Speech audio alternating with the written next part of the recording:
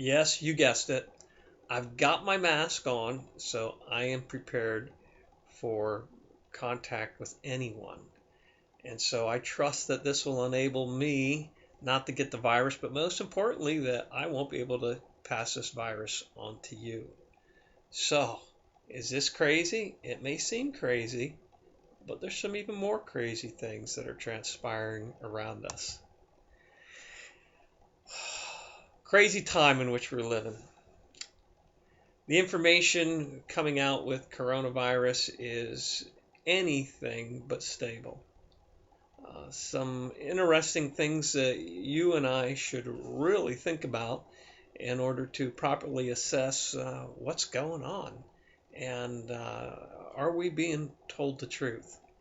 I've warned my congregation over the past 7 years that as time progressed, we would be lied to more and more on a regular basis, and that it would become very difficult in the years to come to determine what is the truth and what isn't. And so, what I'd like to do in just a short time here together is just to get us to think about a couple things and how this ties in with the scriptures. Number one, with the coronavirus, we're all aware that the figures coming out of China were never accurate. And so we all question as to what in the world was going on in China, particularly as we saw videos of apartment buildings being welded shut at the height of the pandemic so people couldn't get in or couldn't get out.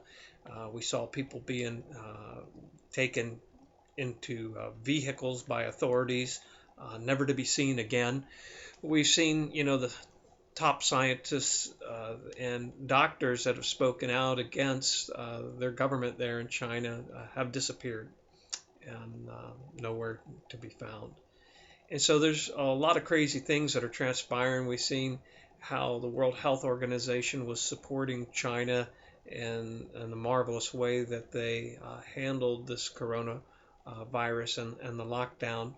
But a lot of crazy things. Why would China shut down their whole nation to the city of Wuhan, where the virus supposedly started, but they would allow anyone to fly in or out of Wuhan to all the nations of the world carrying the virus?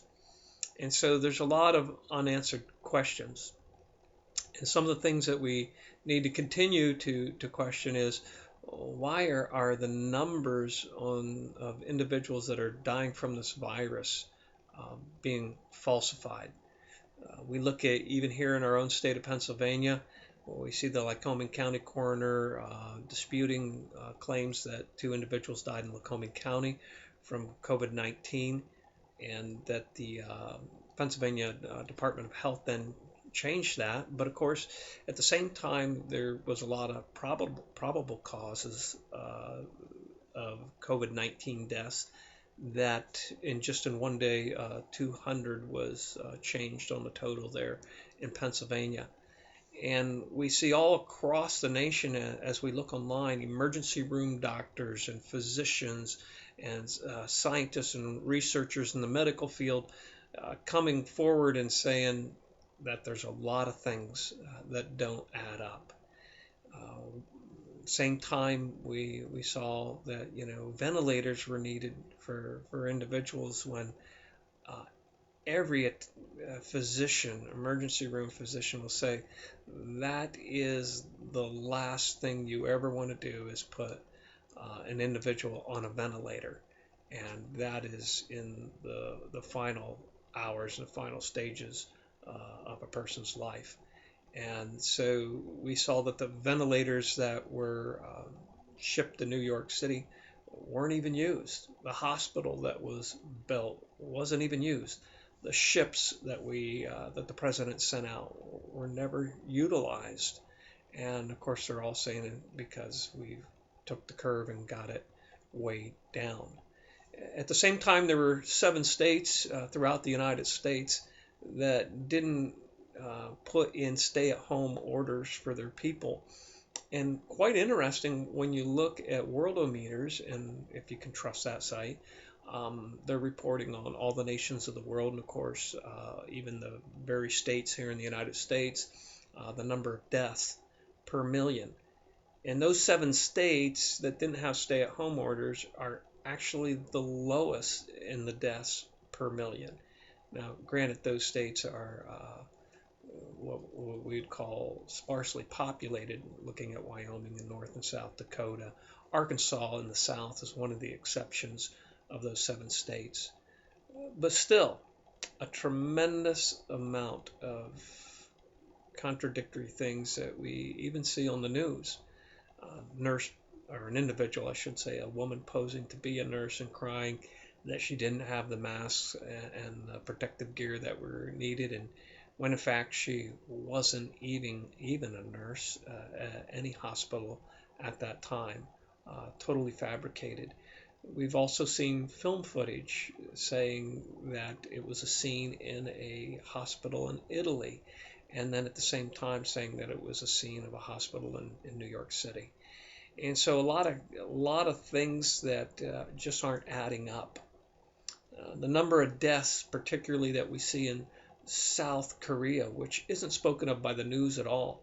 The most deaths that South Korea had in one day was 7 deaths.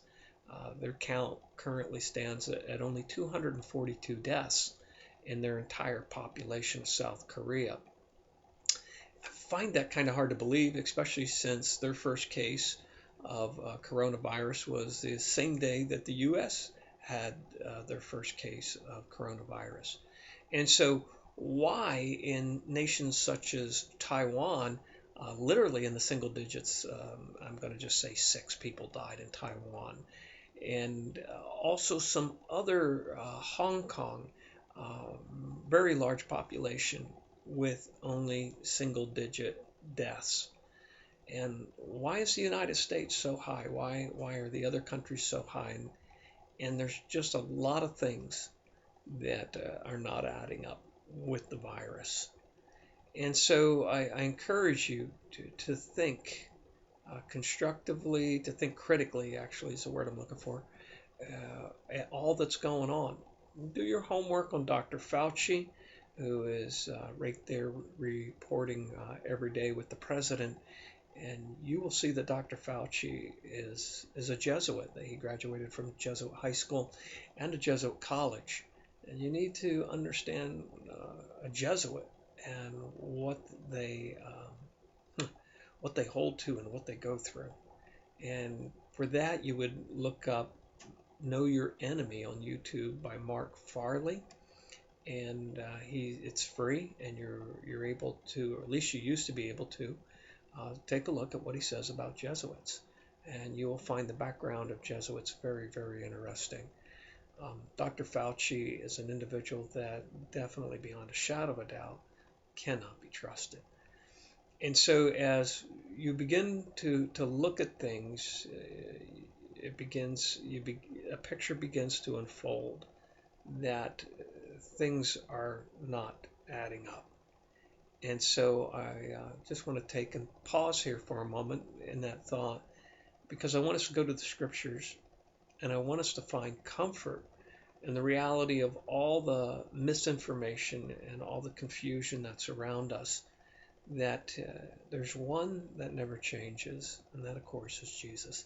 He is our rock, and he is our source of being able to be stable emotionally, no matter what we go through, and no matter how hard, no matter how trying, no matter how painful physically or even emotionally. There's one that can keep you and me from going into depression. He can keep you and me from spinning out of control, so to speak. He can actually give his marvelous peace to you and me in the midst of an incredible period that may be directly affecting our lives. It's a peace that surpasses all understanding. It's a joy that even in the midst of sorrowful circumstances is there guarding our hearts and our minds. And so it's in our intimacy with Jesus that he can keep us in that perfect peace. And so you'll hear me again and again, especially in these videos, that I'm encouraging you to turn to the Lord and to put your mind on him. Paul writes in Corinthians, in 2 Corinthians, actually, chapter 4, that he says, fix your mind on things that are unseen because they're eternal. And the things that we can see are temporary. And so to fix our minds, or to fix our eyes, he says, on things that are unseen. And to do that is fixing our mind on those unseen realities. He wants our eyes, our spiritual mind, focused on the promises that Christ has given to you and me. That the day's coming in the future where everything that's hidden will be revealed. And that every individual that is planning harm against others will be brought into an account. And they will be judged. None of us, including myself, none of us are getting away with anything. And so the time will come in the future when the Lord will straighten everything out. Yeah, we wish it was now, but we have to wait. That time will come. And so that's one of the unseen things that we need to fix our eyes upon. And upon the reality that the day will come where the Lord will make you and me perfect, that we won't sin anymore, and that we will honor him perfectly when we are transformed at the rapture, at the resurrection. And we are given a marvelous new spirit, new body, so to speak, and we will faithfully walk with him and serve him.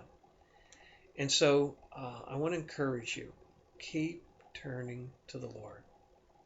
Keep your eyes on him and the blessed hope, the blessed assurance that he's given to you and me, that there's a marvelous, marvelous future coming for us.